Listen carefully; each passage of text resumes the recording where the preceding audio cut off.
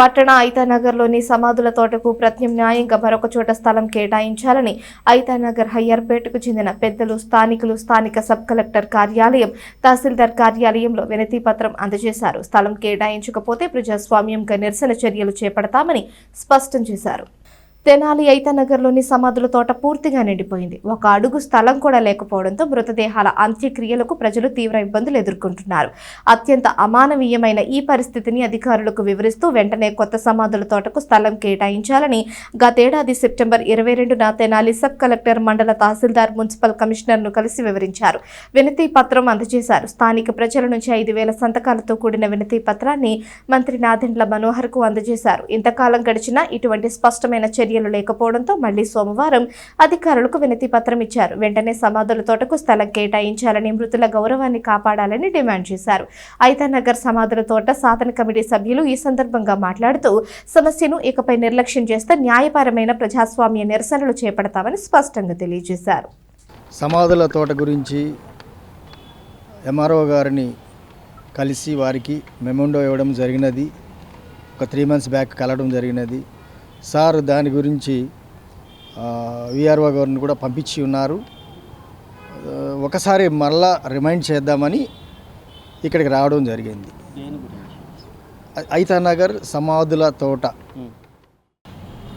జీవించున్నప్పుడు ఒక మనిషికి సొంత ఇల్లు ఎలాగ అవసరమో, మరణించినప్పుడు సమాధుల తోట స్థలం కూడా అంతే అవసరం. సమాధుల తోట స్థలం లేకపోవటం వలన మన సమాజం అభివృద్ధి చెందింది అని భావించట్లేదు. ఇది అది అభివృద్ధి చెందినట్టు కూడా కాదు. అయితే గత 2025 సంవత్సరం సెప్టెంబర్ నెల 22వ తారీఖున గ్రీవెన్స్లో ఐతానగర్ శ్మశాన వాటికలోని ఒక అడుగు కూడా జాగా లేని ఎంతో క్లిష్టమైన పరిస్థితుల్లో గ్రీవెన్స్ రోజున స్థానిక తెనాలిలోని సబ్ కలెక్టర్ గారికి, ఎంఆర్ఓ గారికి, మున్సిపల్ కమిషనర్ గారికి అక్కడ పరిస్థితులను వివరిస్తూ వినతి పత్రాన్ని అందించడం జరిగింది. దానికి గాను ఎంఆర్ఓ గారు, సబ్ కలెక్టర్ గారు స్పందించి విఆర్ఓ గారిని ఎంక్వైరీ పంపించి అక్కడ ఉన్న స్థలాన్ని పరిశీలించడం కూడా జరిగింది. దీన్ని కలెక్టర్ గారికి కూడా పంపినట్లు మాకు తెలియజేశారు. తర్వాత స్థానిక మంత్రివర్యులు వారిని కూడా కలిసి వినతి పత్రాన్ని అందించి ఒక 5,000 మందితో సంతకాలు స్వీకరించి అక్కడ ఉన్న అవసరతను తెలియజేయడం జరిగింది. మంత్రి గారు కూడా ఖచ్చితంగా అవసరమైతే ఉంది, తప్పకుండా ప్రభుత్వం తరఫున స్థలం మంజూరయ్యే ఏర్పాటు చేస్తామని చెప్పారు. మరి ఇప్పటికీ దాదాపు ఒక 3-4 నెలలు అవుతూ ఉంది. మరి ప్రభుత్వం ఇంకా స్పందించకపోతే అక్కడైతే తీవ్రమైన ఇబ్బంది పడతా ఉన్నారు. పితరుల జ్ఞాపకంగా ఉంచుకున్నటువంటి సమాధులను పగలగొట్టి ఇప్పుడు ఎవరైతే చనిపోయారో వారిని అక్కడ పూడ్చిపెట్టాల్సిన దుస్థితి ఉంది. మరి ఈ పరిస్థితి కరెక్ట్ కాదు.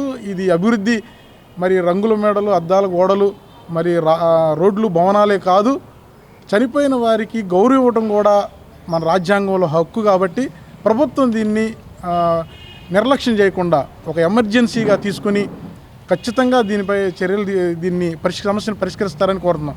ఒకవేళ ఇంకా నిర్లక్ష్యం వహిస్తూ ఉన్నట్టయితే అక్కడ ఉన్న పరిస్థితిని బట్టి మేము మరింత తీవ్రమైనటువంటి నిర్ణయాలు తీసుకుని ముందుకెళ్దామని ఈరోజు మరలా ఈ గ్రీవెన్స్లో స్థానిక ఐతానగర్, హయ్యర్పేట, ప్యాడిసన్పేట సంఘస్థులు, సంఘ పెద్దలు, మరి స్థానికులతో కలిసి మరి ఒకసారి వినతి పత్రాన్ని అందజేయడం జరుగుతుందని, దీన్ని ఖచ్చితంగా అతి త్వరగా నిర్ణయం తీసుకోవాలని అధికారులని వేడుకోవడం జరుగుతుంది.